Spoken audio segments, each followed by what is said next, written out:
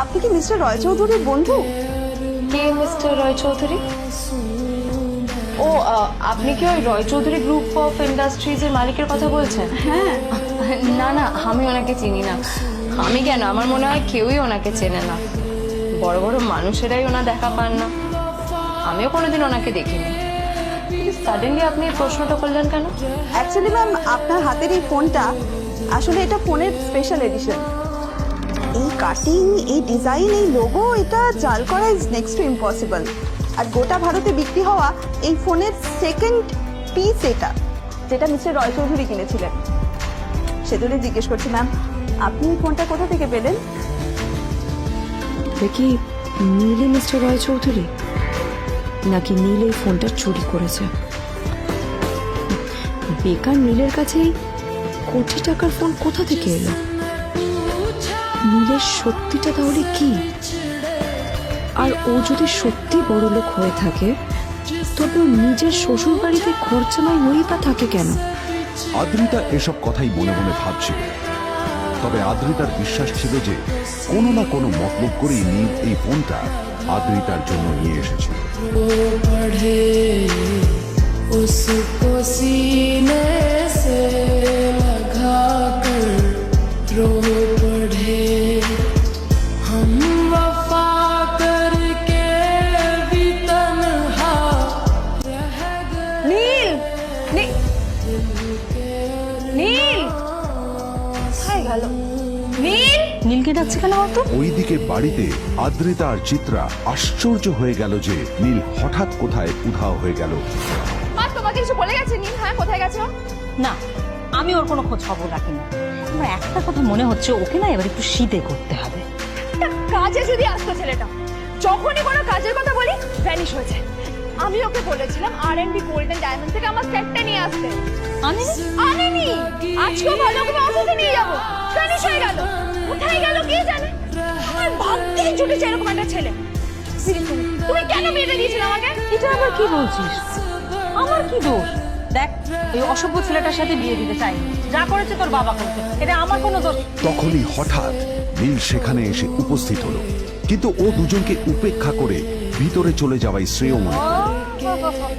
এই যে রাজ সাহেব ফিরলেন রাজকার্য করে, এদিকে এসো। তোমার ফাঁকিবাজির আলোচনাই এখানে চলছে। মা প্লিজ থাক, মা থাক, ভাল লাগছে না। এমনিতেই অফিসের জন্য আমার লেট হয়ে যাচ্ছে, আর বিজন আমার ওয়েটও করছে। বিজনের নাম শুনে নীলের মুখটা ফ্যাকাশে হয়ে গেল। আদ্রিতা নীলকে উপেক্ষা করেই বলল, আরে এই ছেলেটার মতো আর একটা ফাঁকিবাজ না তুমি পাবে না। তুমি কেন দাঁড়িয়ে আছো? এই যে শোনো শোনো শোনো শোনো, দাঁড়িয়ে আছো কেন? তোমাকে আমি বলেছিলাম R&B গোল্ড ডায়মন্ড তোমার সেটটা তুলেছো, তোলোনি তো। এইটা চাই না আমার। তুমি আমার সাথে অফিসে যাবে, ফেরার পথে তুমি সেটটা নিয়ে আসবে। তোমার জন্য সবসময় লেট হবে না, তোমার জন্য বিরক্ত লাগে।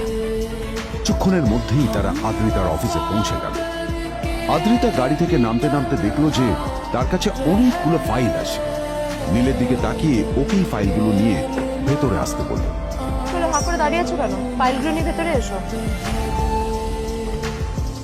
সেখানে আগে থেকেই ওর বন্ধু এবং বিজনেস পার্টনার বিজন বসে ওর জন্য অপেক্ষা করছে।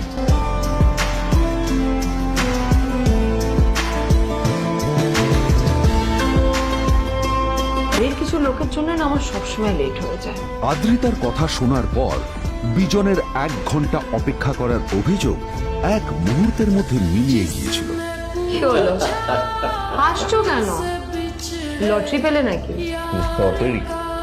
হ্যাঁ, তুমি আসা মানে আমার কাছে লটারির থেকে বেশি দাম।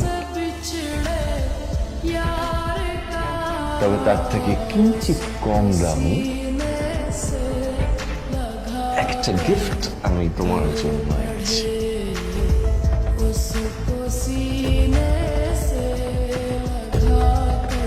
This is a rare diamond necklace for you.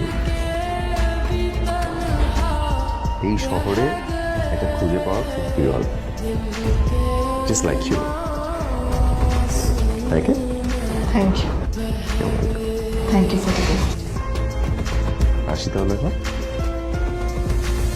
Rita, আমি তোমাকে কথা দিচ্ছি, আমি তোমার জন্য আসল রেয়ার একটা হীরের গয়না এনে দেবো। এর চেয়েও দামি, এর চেয়ে অনেক অনেক বেশি দামি।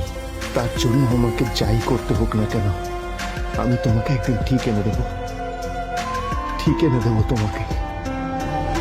প্রথমবারের মতো আদ্রিতার মনে প্রশ্ন এলো, নীলকে নিজের থেকে দূরে সরিয়ে রেখে আমি কি কোনো ভুল করছি?